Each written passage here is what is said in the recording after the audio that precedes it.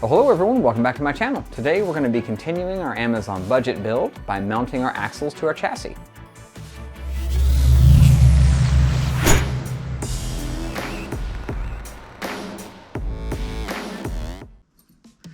Well, as always, I just wanted to say thank you very much for stopping in and taking a look at another one of my videos. And if this benefits you in some way, do please consider giving me a thumbs up and a subscription. That would really help me out.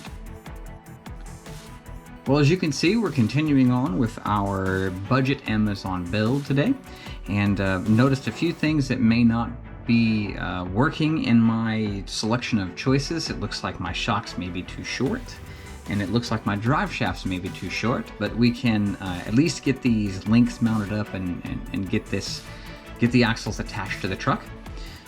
What we'll need today is, of course, some mounting hardware, and we'll need some Allen wrenches. We'll be using one of these DeWalt power driver tools. If you've seen my channel before or seen this video series, you see I use this a lot in my videos. This is a gyroscopic technology, so when we push the trigger down, we're going to get no motion out of the tool.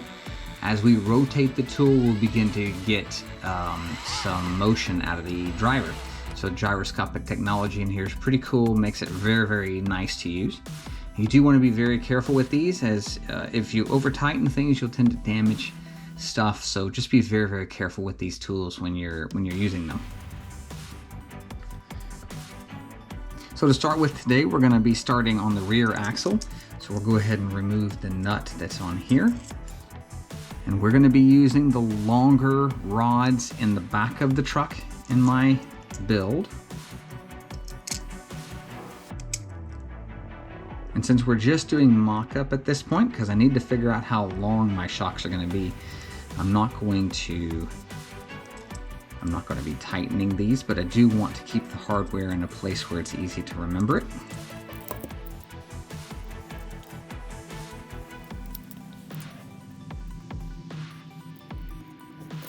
Since we're using the long rods in the front, we'll need to find the medium rods for the back. So these rods here, move these up, you can see them a little bit. So you can see I've arranged these from shortest to longest. So we're going to be using the next length ones in the front. We'll be using the medium ones in the back and the shortest ones in the front. So we'll go ahead and mount these in the back here.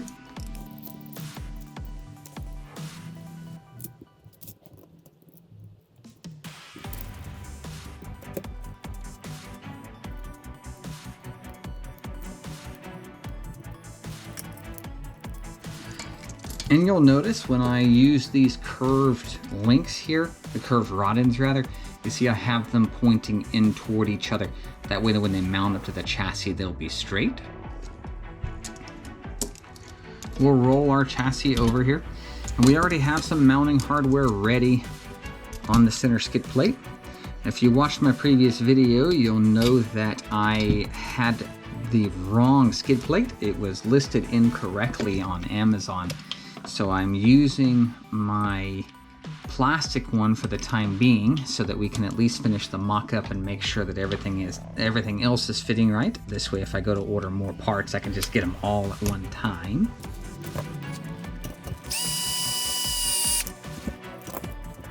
And the same thing on the other side here. I'm feeling kind of awkward today. I can't seem to hold on to my tools very well.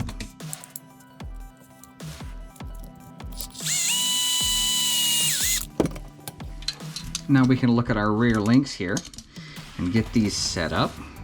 Now we can position these in a number of different places on the chassis. And in looking at how this is going to fit here,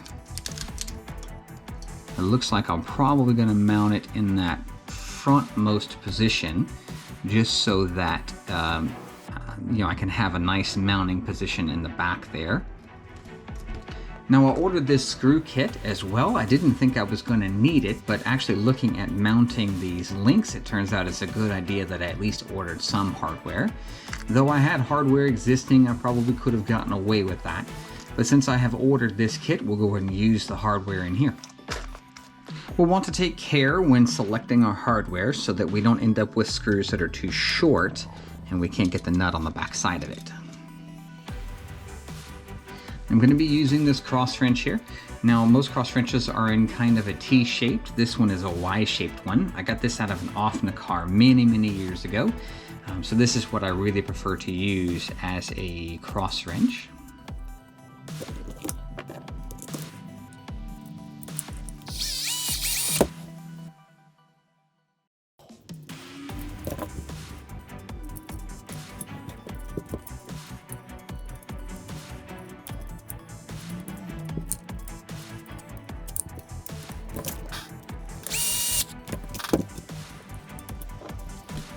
So it looks like our rear axle is now mounted to the truck. And if we take a look at the drive shafts that I ordered, let's see if those are going to be long enough. So these little drive shafts right here.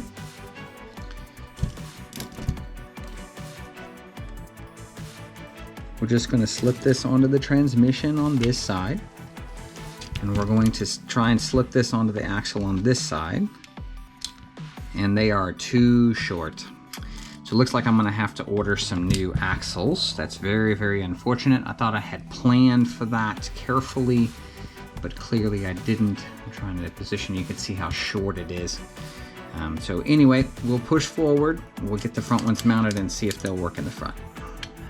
All right, I had to do some major adjustments here to get things to clear properly. So you'll notice that I flipped the front upper rod ends over upside down because you see where they're impacting the servo. So this is as far down as the front end will go, which is okay. I never intended it for it to be that low anyway.